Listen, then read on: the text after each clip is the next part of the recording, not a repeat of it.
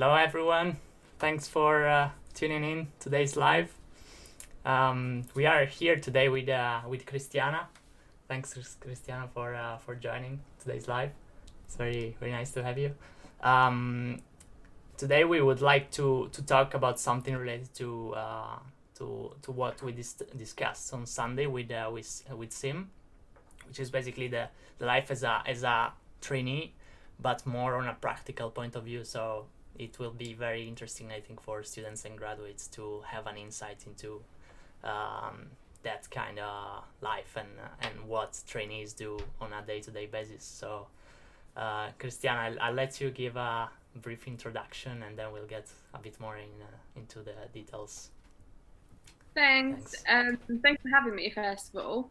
So I'll give you a bit of a deep background about me and what I have been doing. So I'm originally from Romania. I had a scholarship in Italy at the age of 16. So I started there for a year, which was quite eye-opening for me. Then I went back home for my final year of high school, and then I knew I need to sort of go abroad and study rather than stay in Romania. I think a lot of it for me was the sort of ambit of opportunities that studying abroad offered. And I always knew I wanted to do law because I was quite sort of keen to voice my opinion and was always speaking up against anything that I thought was unjust. So where best to study that than in the UK with obviously a great legal system. So I moved here on my own, age 18, and I did my LB at Brunel. I did one of those sandwich courses, so I had a placement year between year 2 and 3, while I paralegaled at London Borough of Ealing, so local authority. After that, I think once you sort of start paralegaling, you decide, it's great for me, it's great for my experience. Well, I decided to stay a paralegal throughout my final year of LLB, and I did that at a small high street firm, sole practitioner as it goes. So I've done that. I was working about 25 hours a week, doing a lot of property, commercial property, private client work, wills, probate, contracts, a bit of a, what a high street firm does. And I think it was great for me because I had so much hands-on responsibility there. And then I continued to paralegal throughout my LPC, which I started part-time. I did at University of Law in Moorgate, and I was working full-time. So I moved into doing a bit of like litigation, did a bit of PR clinic at Broadford and came to a fantastic firm, and then moved to Allen Overy. And once I finished my LPC, then, I sort of applied for TCs when I was doing my LPC, but it was a bit ambitious because I was working full time and studying part time, and I obviously got a lot of rejections before I managed to secure my training contract. I had to sort of offers.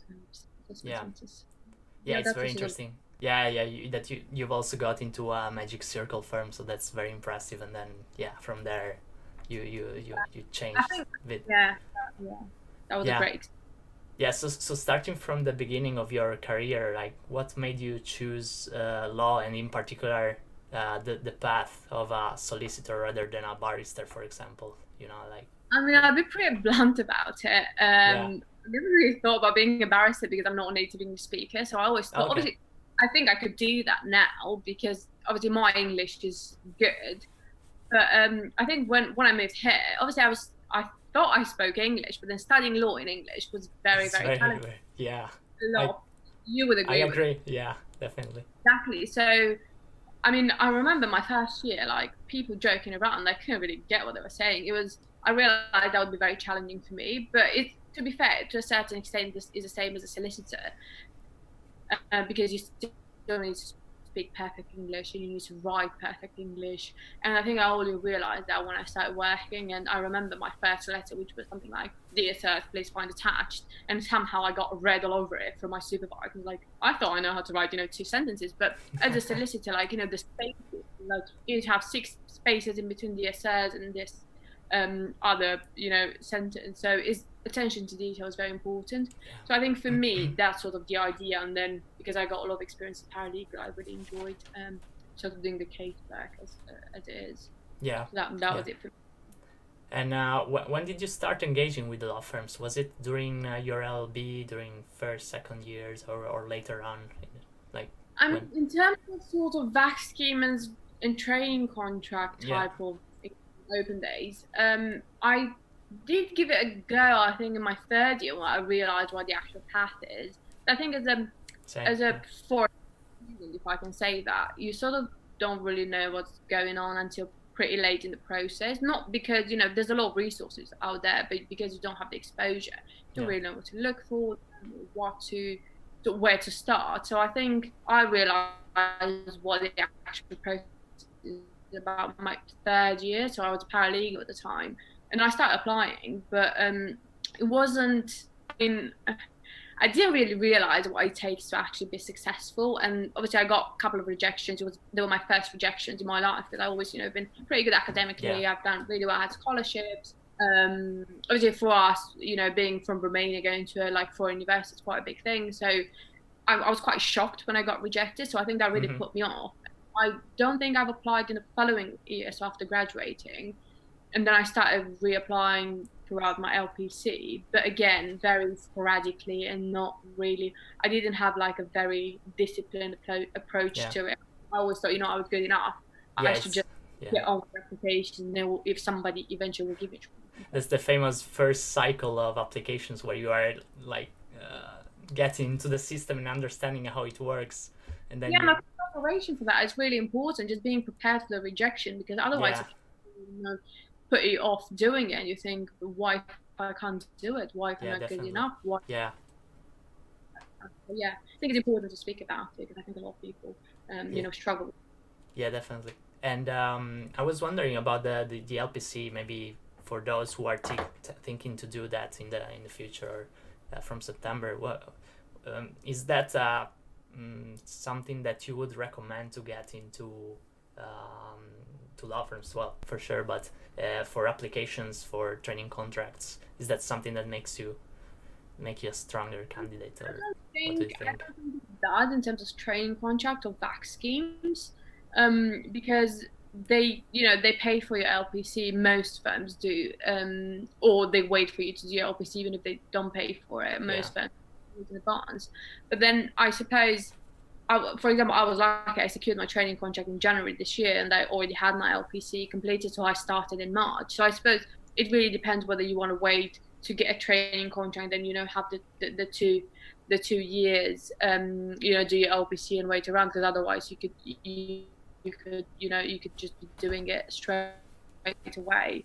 It is not always possible, but in a lot of instances it is possible. So yeah, I mean, that's my only sort of advice in that respect. Then I suppose the difference between a paralegal, if you're a paralegal before, you know, TC, that helps, it does.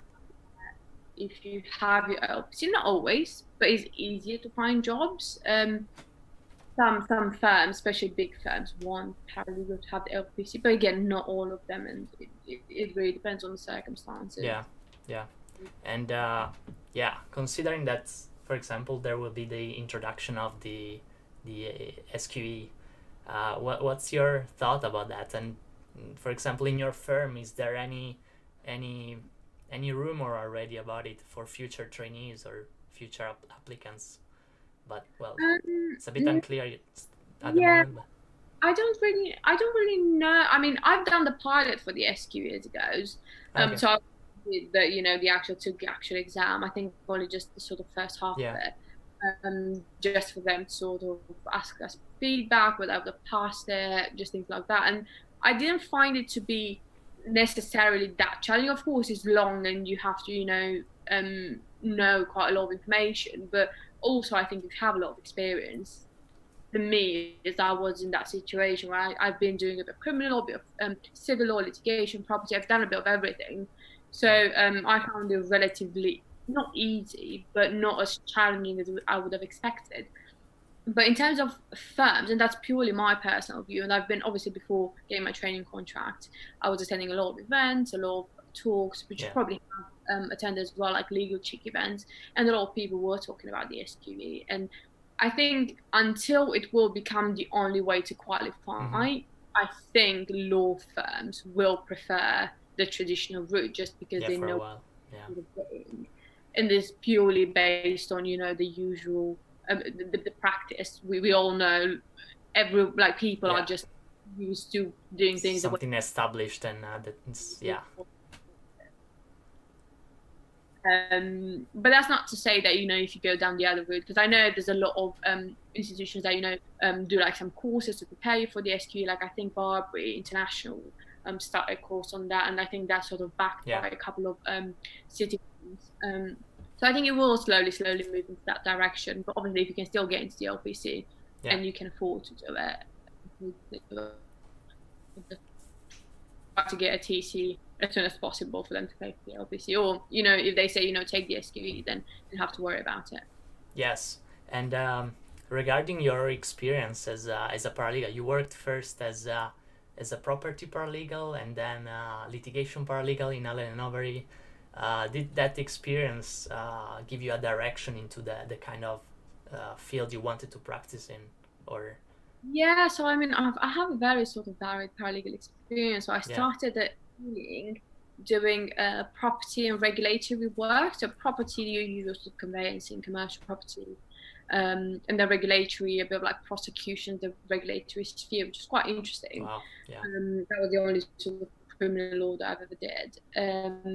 And then I moved into sole practitioner, where I did a lot of property, private client, contracts, a bit of everything really, like whatever the client needed. We had clients to be client based, whatever they needed would do for them. And then from there, I thought, you know what, I want to get a bit of experience in litigation, because we did used to do a lot of litigation. I've done the odd case here and there, but not much.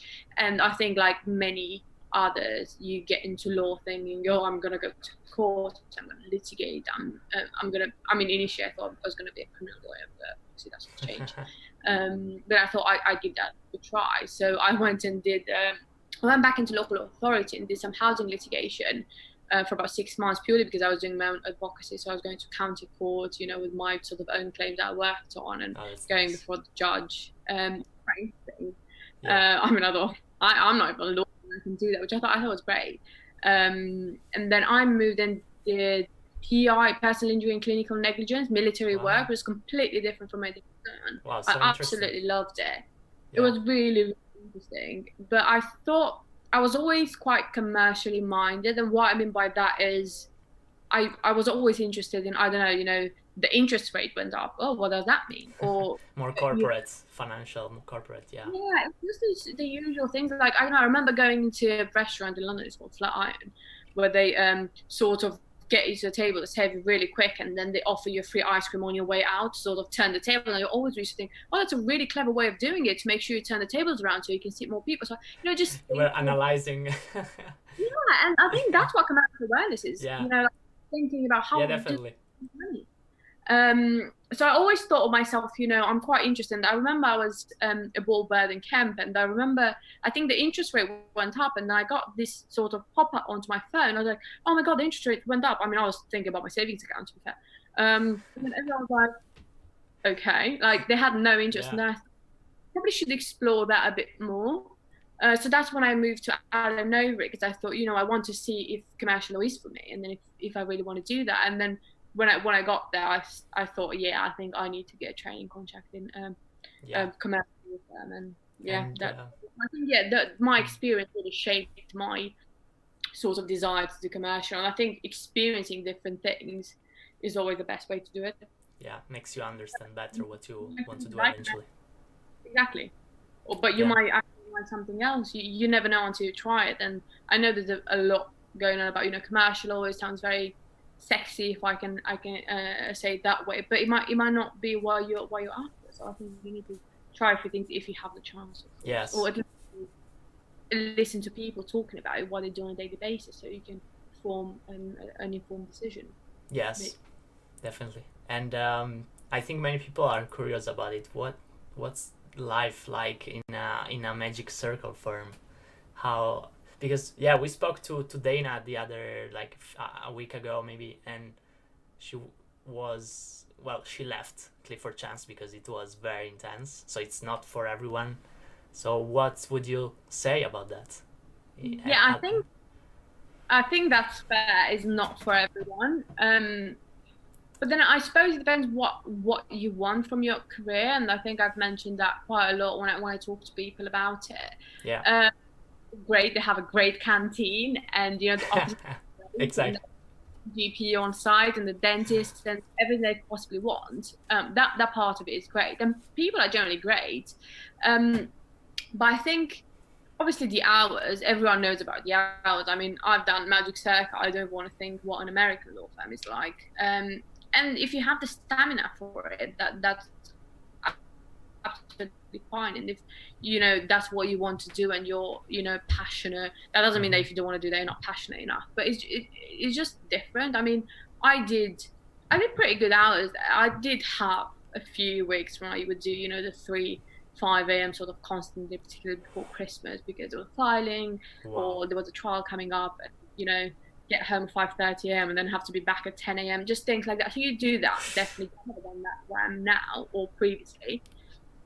I used to remember my previous firm. I used to think that 10 p.m. was a late finish. I mean, 10 p.m. was a walk in the park at A&O. I also had some quiet.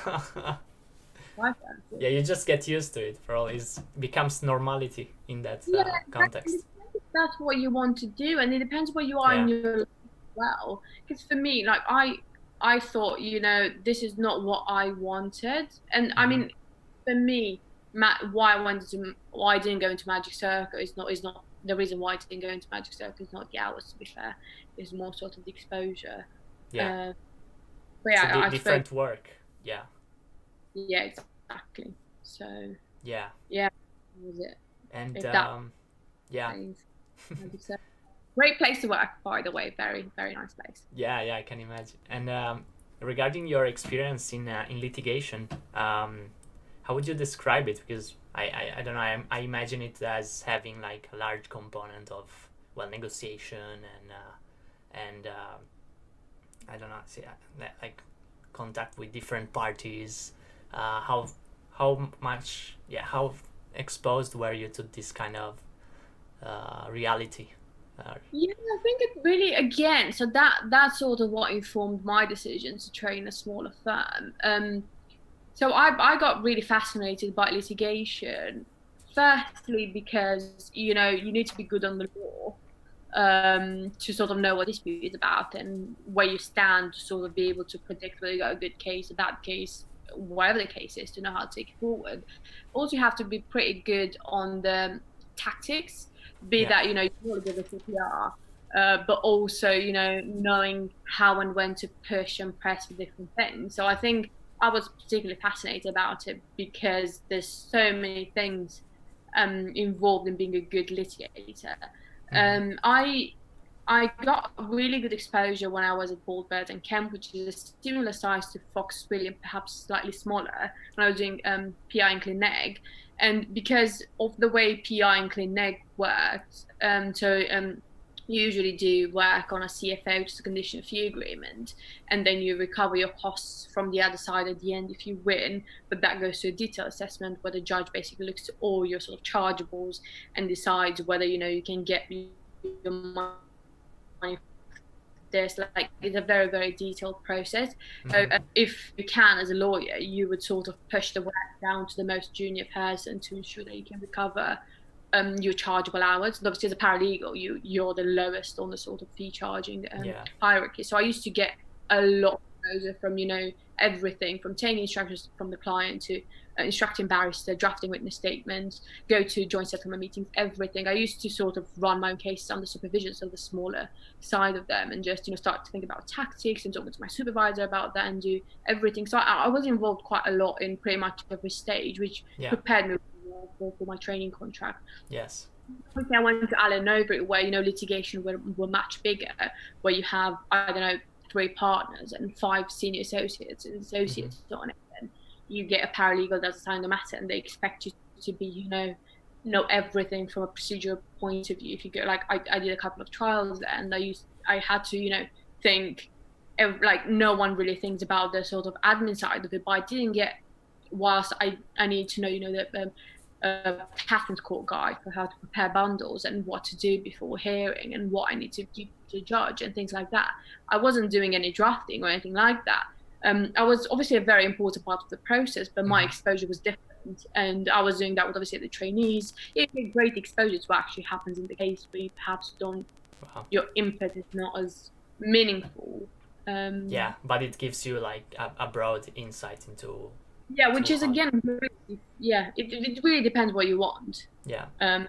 Your experience. And yeah, and when did you start, let's say, seriously think about the application process? You know, like starting to apply to training contracts and prepare. How did you prepare? How did you start? Where did you start? How would you explain?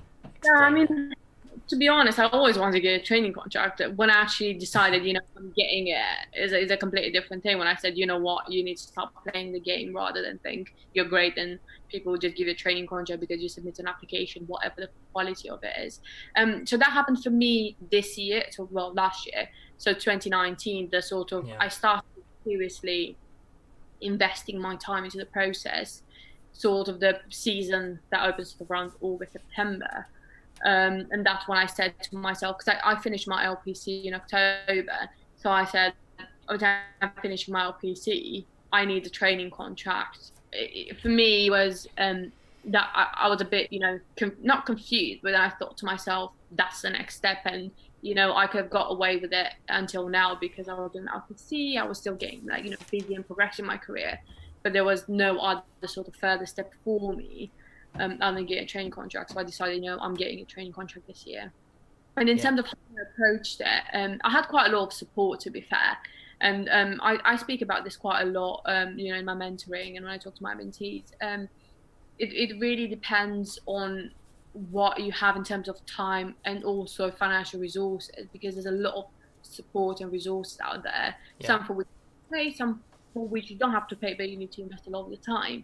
I did a mix of everything really because I didn't have perhaps as much time, but I was making some money because I was working as a paralegal. So for me, it was a sort of a combination of things. But I think the main tips that I can give is being very, very disciplined. So I mentioned to you this, Daniela, like in our conversations, but I had a proper spreadsheet where I put literally every firm down that I thought I wanted to apply to. But I think that spreadsheet sort of started with putting all the firms that I could think of to actually start narrowing them down when I started thinking, why do I want to apply to those firms and how I can show that I have some sort of link to them, how I can relate. Because if you can't show that link or if you have no idea, I'm sure you can find it for each firm if you really try to, but I sort of went for the, you know, the most obvious, like a firm that, you know, has a lot of like litigation, they're very well known in litigation, but had a lot of litigation experience, so I could sort of relate to that. And then narrow it down that way. But I spent quite a lot of time looking at firms and which firms I want to apply to.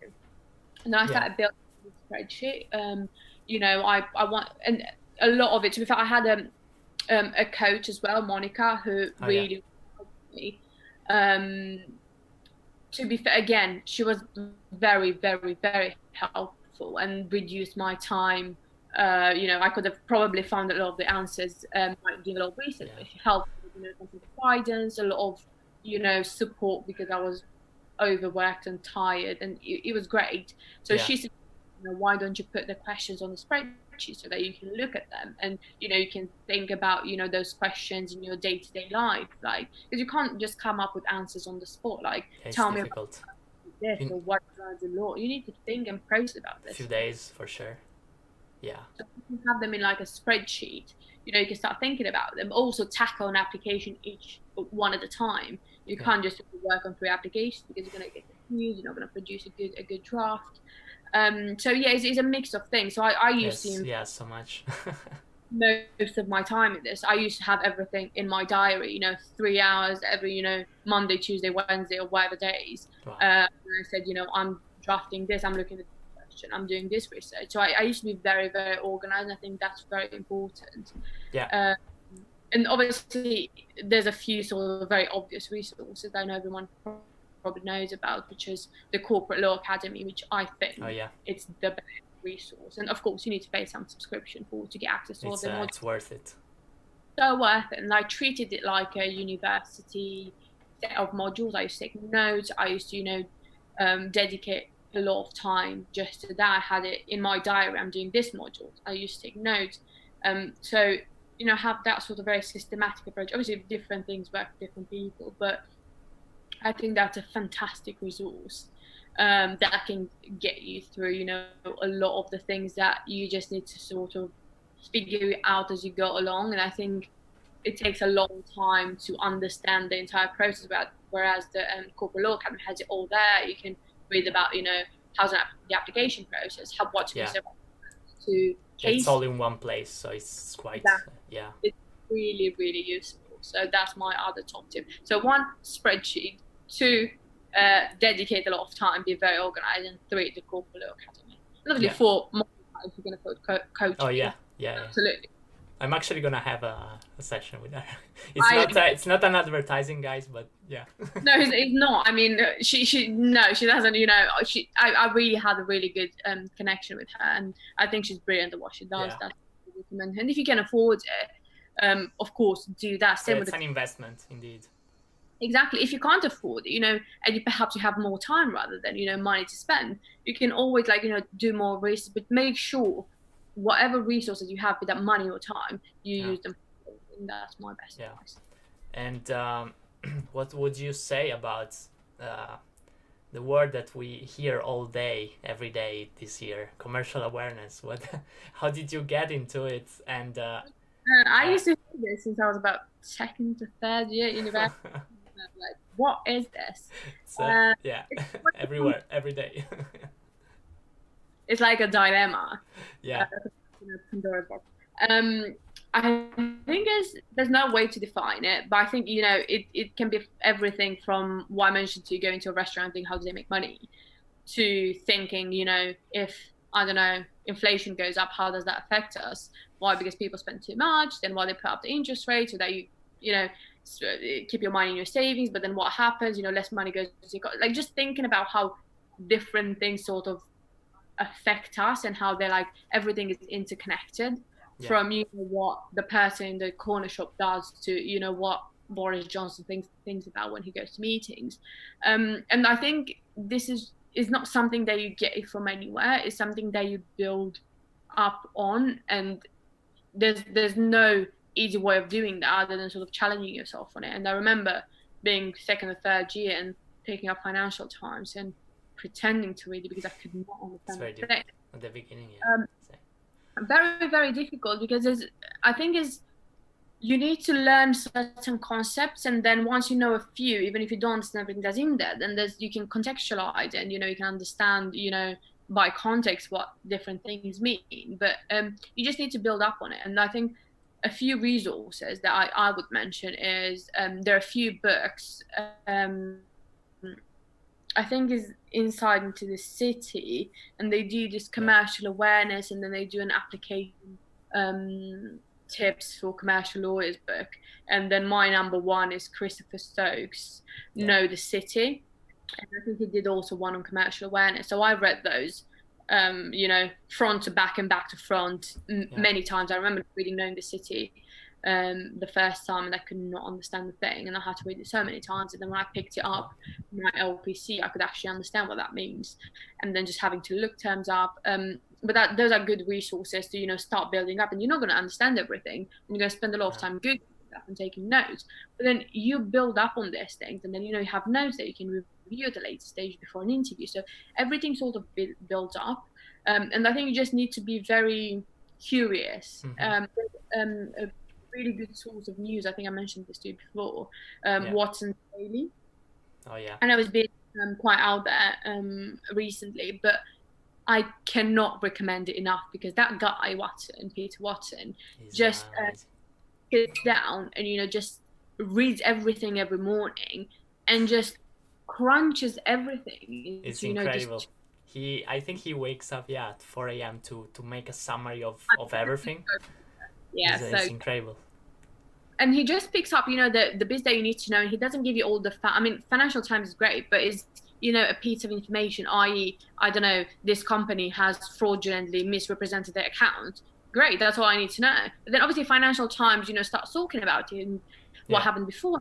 And you look a bit more deeper into that, which is great, but you can't look at that and be genuinely interested unless you understand why that is important. I think that's what Watson Daily does, because it says, you know, this company has misrepresented the accounts. So what? He has an actually so what after every sort of article, and then he explains to you why is that important to you, why is that important to the economy, what are people going to do because of that. Yeah. So, and makes you like start thinking about that, and then if you find something that you're particularly interested in, then you go look into Financial Times and you look more. It's just a very good platform to start, I think, and then you can build up from. And I used it quite a lot before my TC and vacuum interviews. You know, pick up a couple of topics that you're really interested about, and then follow the chronology of it for the past 2 months. And then, you know, once you know that subject inside out, you can look more into it in the Financial Times, and then you can go into an interview. And when they ask you, can you tell us about something, you know everything about that subject. It's a great way to see it chronologically because he posts it daily, and you can sort of follow that. Yeah. Another very good tip. And yeah, Peter Watson is amazing. That's another one. And on the perspective of interviews, how relevant is this? Let's say, obviously they ask you about some situations, like real life situations, commercial awareness, but to what extent is that let's say relevant in the overall application, in the overall interview? Commercial awareness. Yeah. I think it's very relevant because commercial awareness is not just one thing. It's understanding the client. So that's it's understanding how the world works. Let's just put it that way. How obviously the business world works, and that's everything from, you know, what's my role in a business? What am I doing? I've had this in an interview. What do you think we're doing here? And you know, a lot of people say, you know, there's obviously we're advocates of the law and enforcing the rights. I went in there and I said we're making money because that's what they want to hear. That's what we're doing. We're making money. And you know, it's just understanding where you fit in that sort of world, where the lawyers fit in that, what we're doing for business, what business are looking for, what they want from their suppliers, what they want from the government. Is just everything. And I think that's mostly reflected when you have, for example, a case study, and you know, you have a client that comes to you and tells you this and this and that, and then you can think, oh yeah, this is a breach of contract, or you know, you can pinpoint the clause and stuff. But then you have to ask yourself, okay, yeah, he can sue the guy, but then does he want to sue the guy? Maybe it's his supplier. Does he want to ruin the relationship? Does he have the money to go to litigation? Does the person have money? Yeah, you have to consider many situations. To just think about, you know, that scenario and advise a client from a realistic point of view rather than this is the law. Yeah, you got a case. Like I get a lot of people that, you know, tell me, oh, you know, my landlord does this and that. Can I sue them? Yeah, you can, but is it worth it? Probably not. Is that kind of stuff. So and that's how you sort of show commercial awareness. And when you can tell, you know, if your client is saying fashion, and then you know, have a case study on that, and then you can refer to the fact that, you know, the retail sector is struggling. Obviously, the footfall in the retail sector has been so low. COVID and this and that. I mean, before COVID, you know, like the online shopping, you know, was booming, and obviously it was doing really well. But other businesses that, you know, were known for being on the high street weren't doing as well. You know, you can just refer to your own sort of knowledge, depending on what the situation is. And no one says you need to know everything. That's why I say pick up, like, you know, just pick 2 topics, but just know them inside out, and you will be able to refer to them in an interview. There will be a chance where you can say something about it and show your knowledge and how you can sort of think laterally. Returning on your career, so eventually you got a training contract offer from Fox Williams. So it's a smaller firm, let's say relatively smaller compared to a Magic Circle firm. So what made you choose eventually that path, let's say? Yeah, so when I got my offer, Fox Williams, I mean, it's a number of things really. I had an offer for a vacuum at the Magic Circle firm as well, not O&O, but another firm. Yeah. And obviously for me it was, and I also had about 3 other assessment centres that week when I received these 2 offers. So I think for more city firms, so I was thinking, what should I do? I suppose first thing, there were this sort of admin considerations, i.e., I'd have to go to a VAC scheme, and although they have places for everybody, there is, I sort of was quite certain I would get the TC, but you never know. There's like litigation, you never. And also that I would start a TC in, quick time, unless they have a space beforehand. With Fox Williams, I was going to start, in 2 months' time, which was obviously perfect for me because I just finished my LPC. Yeah. But then other than that, because of course, ultimately you need to think about your sort of future career and what a year or two in the context of, 30, 40 years of a legal career.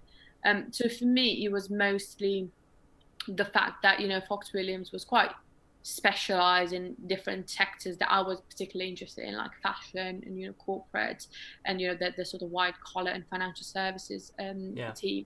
But also because I've experienced different settings, I knew what I wanted for my training contract, i.e. I wanted to become a lawyer that I can think on my own 2 feet. And I think, I'm not saying that going to a magic circle doesn't do that, but I think even the dynamic of the team in a magic circle is different, because you will always have a few partners working on matters, a few associates. You're never, the one running the show, which is different in sort of smaller matters or smaller firms. Yeah. And also in the training contract, I work with partners on a daily basis. I go into meetings with the client. I go into pricing meetings, doing client pitches, where I can actually contribute. I'm actually running the matter. Of course, under close partner supervision, but I'm actually doing the actual work, and I'm being asked, what do you think, rather than that's very good. But at least I can you get involved with Magic is great because you can see a lot of people in action, how they think on matters that are so gigantic that obviously you have no clue what you would be doing. So it's a different type of training there, but it was just a matter of, I knew that this was for me, and I just want to be out there. I want to add value. I want to, be able, when I finish my training contract, if you have a client walking in thinking, I can think of a few things that you should be doing or could be doing. So that was the prime reason for me. Yeah. And how would you describe your life as a trainee right now? Attending meetings. No, it's been good. And, so I've been doing pretty much everything, and I'm very, very grateful for how people have welcomed me and how they've given me the opportunity to do a bit of everything. As I said, I've been involved in really big cases where I get to do some factual investigation, some legal research. I get to say my opinion. I get into the calls with funders and the partner was a 5-partner meeting on pricing and how to pitch something to the client. That trainee usually won't have access, but because the partner thought, she did a lot of research for me in factual investigation, look at documents, of course she should be there. This is she can add some value, and also she can learn something. Also, I'm in meeting with clients, settlement meetings, and then a lot of work for trial prep. I'm in the matter settled just before trial, unfortunately. But I've been involved in pretty much everything. I've done article writing, I've done research, I've done correspondence to client advice, talking to counsel, so a bit of everything, which is great. And I speak with the partner on a daily basis, where I can actually express what I think, and they're actually interested in what I think and how I sort of develop. And in this context, do you have the chance to interact with more senior members of the firm, like partners, associates, and let's say, do partners give you work directly, or how does that so they do. Everybody gives me work directly, and I think whilst Fox Williams particularly is a partner-driven firm, so everything sort of comes from the partner, but what I found is I get a lot of work directly from the partner, and then I might be working on something with an associate, a senior associate, and the partner, and then I do sort of the sort of groundwork, and then it depends how big the case is and how many sort of streams of work there are. But in a sort of your day-to-day case, for example, I can get work directly from a partner who wants me to pretty much do everything, because they want to see how I think on my feet, and they can just say, hold on, this is not quite like that. Or it happens to me quite a lot. I work a lot with 3 partners, and with one of them I sort of speak on a daily basis, and I call him because, I get correspondence from the other side, from the client, and they want advice or they want to argue, whatever the case may be. And I always call him. I was like, Peter, have you seen that? What do you think about that? And then he says, well, just imagine I'm under a bus. This is his scenario. What do you do? No one else knows anything about the case. What do you do? And I genuinely think, like, most times I think to myself, why didn't I think about this before I called? And, just sort of prompts me to think on my own. And then I say, oh, this is what I think, or maybe I don't know, or, I might have a strong view. And then you say, oh, you need to calm down. But a lot of the time he just says, no, just, be very forceful. So it's really, for me, is really good because I get to, think on my feet. And he actually, takes the time, even after meetings, to call me and say, this is why I gave this advice, because this is what I think, and this is what us as lawyers should be thinking when advising a client. So I think that's probably the best thing about being in a firm like Fox William, that you get a lot of partner contact and you have so much experience that is just very inspiring to see how they think. And same for like senior managers.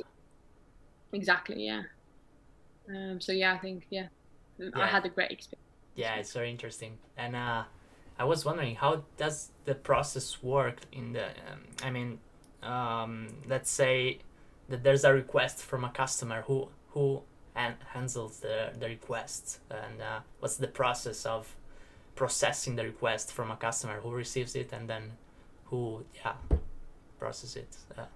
So I think it really varies from firm to firm, but for example, with Fox Williams, a lot of it, because we're a commercial firm rather than, your high street firm where clients walk in or just give a call, you usually get quite targeted, people perhaps have been referred from somebody, or they look in, I know, Liga 500 and see, oh, this is the best firm for, I don't know, mid-market M&As or this, and then just contact the partner that, is in charge of the department.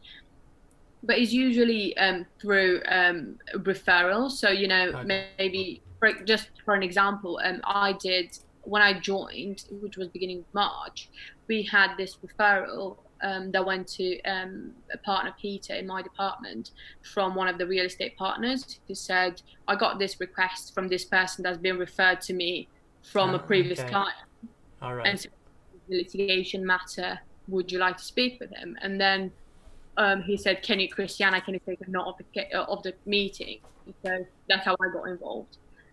So there's really different avenues, but because you're quite a specialized firm and you're quite, commercial work, is usually, because you're very good at what you do, and people look up who's the best at that thing, or someone that specializes exactly in that. So they know exactly who to contact, and they just contact a partner directly, or senior associate, or whoever that may be. Yes. And in this context, how would you let's say describe work-life balance as a trainee? It's been pretty good for me. I mean, I come from A&O, so in comparison. It's been really good. When I was in the office, which is only for about 3 weeks before lockdown, I used to do, your normal hours, like 9 to 7, something like that. 9 to 7, depending on what I had to do. And even now, I did the odd, weekend work or late night work, purely because of prep trial or this and that. Pretty flexible, and people check that you do have capacity. What are you doing? I tend to go, I tend to work out at lunch, and that's just my thing. Obviously, unless I have a meeting or I have something pressing, right? Obviously, cancel that and do it in the evening. But people respect that, and it's in my diary. I'm runs, and people respect that and say, it's not urgent, or it is urgent, can you do this for me, or what's your capacity like? So it's been pretty good for me. I have to say, I've worked pretty decent hours, and I get to do my workouts, do my run, and also get really good work. Okay, fair enough. And on that note, I think perhaps for future trainees, and everyone really that's a graduate will be a future trainee, I'm certain. I think a lot of the work that you do is driven by you, especially in sort of like smaller firms. Like, for example, in the case I told you that we got instructions in March, I took a note of the call, but then I went back to my desk and then I started organizing, opening the client file, and I said to you and the partner, should I email the client asking for this? Like, I was very proactive in how to sort of take it forward myself, rather than wait Yeah. for people to ask me. Obviously, that's when you have a clue, but if you don't have a clue, just talk to the associate and say, what should I do to progress, so that you show, initiative. And then as I said, yeah. I'm sort of on my own, because obviously I'm the very close supervision, because the partner was asking me, what are you going to do? Send it, like I do all the correspondence, he just supervises and guides me, because I wanted to do this. I always say, shall we say this to the client? Shall we advise this? Shall we write to the other side and say this? It's about that being proactive, and you will be involved as long as you want to be involved in the show initiative, and show that you're confident. Yeah. You don't have to know everything, and everyone knows that Yeah, you are learning, definitely. So yeah.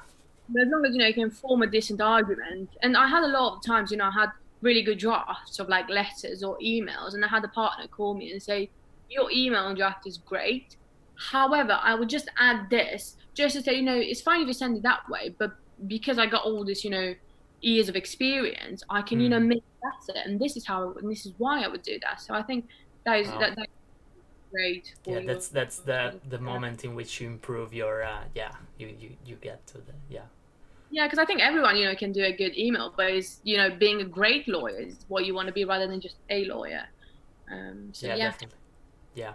And we, without getting too much into the details, probably would you have would you describe a deal you've worked on and which you particularly liked, for example, or I don't know, a case, or if you can come up with one? Or yeah, I mean, I have loads I absolutely loved. I'll just talk about one that I currently work on. So we had at Fox Williams, I think about a year ago, one of the partners from Stewart's joined to create our securities litigation division. Wow. He's actually my supervisor partner, an amazing person, amazing lawyer, who actually is very kind to try to get me involved in a lot of, I mean, securities litigation must be so complex. Litigation, and is against companies, and is in respect of drops in the share price on the market, and I have a particular interest in the financial sector and so the securities market. So I've mentioned that I made that quite clear when I was in the back scheme and afterwards. So he identified that and said, okay, yeah, great, let's get you involved. So at the moment we're working on bringing this class action claim against a very big retailer in the UK. There's a litigation funder involved, so in order to fund the claim, just so you understand the magnitude of the claim and the work involved, it's something that I feel very overwhelmed, because I'm thinking, how are we going to argue this? How are we going to prove reliance? How are we going to show how these people relied on this statement from this company when they bought their shares, and how has that affected the share price, and how can you sort of make this as a common thread for all the claimants in order to obviously limit your costs, and then look at the jurisdiction issues, and then what are the sort of compensation schemes have been before? Have they released any rights if they've been involved? It's just so much, and we're involved with different sort of funders and fund managers and potential clients that range from investors to asset managers to individual retailers, and there's just so much. But I've been quite lucky in that I work on one of the streams of work, and I'm copied in all the correspondence and have calls with the partner and another associate working on it, and we discuss things. Like today I had to look at what an ADR is in the US and what F shares are, which is American something receipt, which anyway is a way of investing into a company, but in sort of US denominated security. And just I have no idea about that, and I had to research that, and the partner didn't know what that is or couldn't remember, and said, can you just look at that and think about it and think how that may affect our investors and our potential claimants. So it's just really exciting stuff. Yeah, so and you stuff have to that make specific research on that deal and come up with solutions. You realize how the partner doesn't necessarily know the ins and outs, but he's just so it's quite impressive how they can sort of break things down, because when they talk to me and there was a exchange of emails, they're like, how are we going to figure, I mean, obviously I say to myself, how are we going to even figure that out? And you have the call, and then the partner explains to you, so basically we need to look at this and that, Cristiana. And then I think that being able to they break down the issue and find the ways they can tackle it. Wow. Yeah, exactly. And I think that's what it is about being a lawyer. It's not knowing everything. It's just knowing what you need to look at and how you need to approach things, find the answer and to find the right argument. Yeah. So it's very, very exciting. And do you work on cross-border transactions by chance with Fox Williams, or is more national focused? We have a lot of cross-border transactions. So because I'm in litigation, I obviously don't do any sort of deals as such, but I have a lot of clients. For example, I have a Swiss client that, he's a trustee in Switzerland, but his fund that he's a trustee of, his client, invest in the UK. And there's usually like BVI companies, and there's a lot of cross border there. And there's also the idea of UK regulation and US regulations, for example, in securities litigation, where you think about what's the jurisdictional issues and why should we bring a claim here, and what happened then before, has there been litigation, then how that affects the litigation that you're bringing. So there is a lot of international elements. Yes. Yeah. And returning to the application process, because I've got some questions from a few students and graduates, and they would like to know how would you answer the question, why commercial law? Because that why is very, let's say, it includes all the I think that's one of the questions that I mentioned to you. You need to think long and hard about. Yeah, exactly. Because I know it's great to see, I worked for this, I don't know, bank, and I realized this and that, but not everyone has that kind of experience. It's purely what interests you. Like my why commercial law was purely analyzing interest and how I was interested in, I don't know, how does the restaurant, the corner shop make money when they these products that are very expensive. Or I was thinking, I'm Romanian. I used to go to these Romanian shops, and then I see, products that come from Romania, and I'm thinking to myself, these people have to transport all of that. How do they make a profit on that? And they have to employ. But just, it depends what interests you and why that you want to do commercial. I was quite fortunate. I obviously did PI and Clean Egg, and whilst I really loved that, I really struggled with the sort of emotional side of it, because there were people going through really tough times.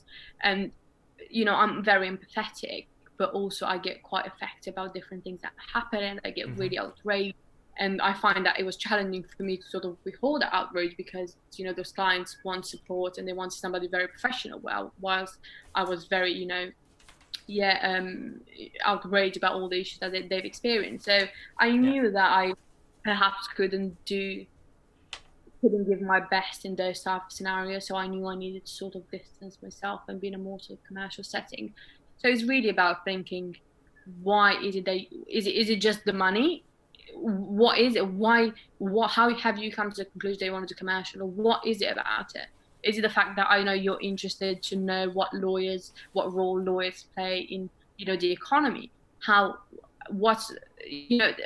In that sense, I don't know if probably a lot of people know about it, but there's a video on YouTube by Allen Overy called The Anatomy of a Deal.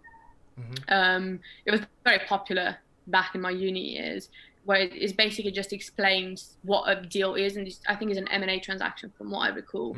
But it shows, from when a company decides they want to bid for this company, when do they involve the investment bankers, when do they involve the lawyers, why do you need an investment banker and a lawyer, what is the difference, what do they do? It's very in plain English and very relatable. So I would recommend people to watch that, just to understand, maybe that's what I want to do. I want to be involved in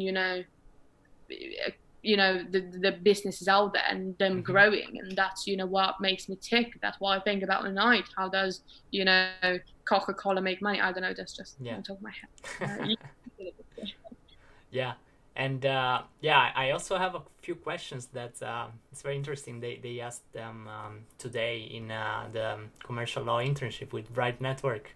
So what do you think about the business development side of the law firm? Who deals with that? Well, partners only, perhaps, or also trainees, associates, saying pitching clients and developing the business in that way. So I think development is something that you need to learn from very early stage. Of course, partners put like they dedicate a lot of time to that, and networking.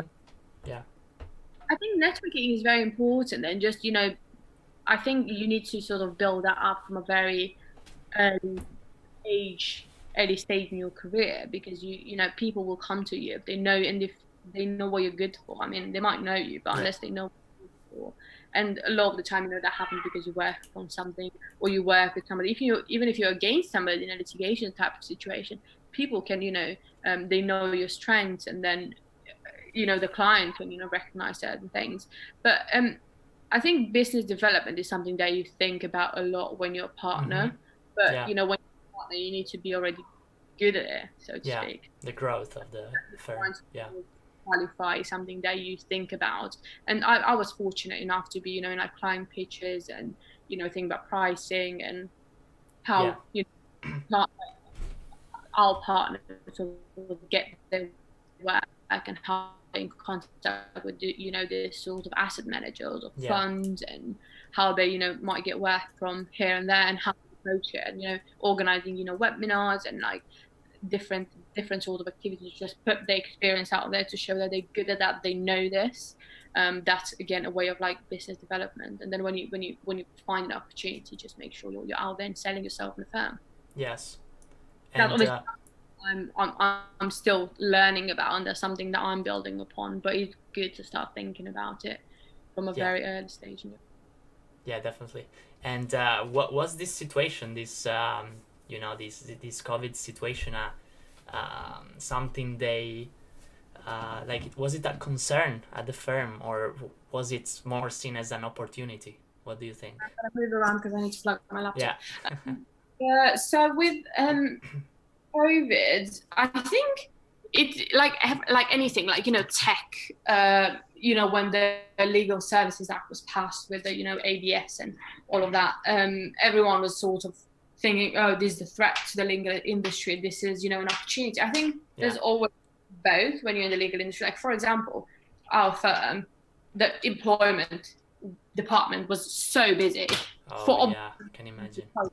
Litigation, our department was very busy because litigation happens in good and bad times.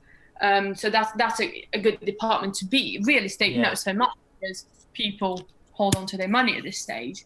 Same, they don't know what's going to happen, so they don't want to be spent. So let's say there's always one department that counterbalances another eventually. Exactly. I think if you're a well balanced firm, and you have quite a good balance between transactional and litigation, I think you will find that you're pretty sort of prepared for anything. And then you also have to play to your strengths as well, given the situation that you're in, and perhaps involve people in different things if they're not as busy in their department. And I think our firm was quite good at that.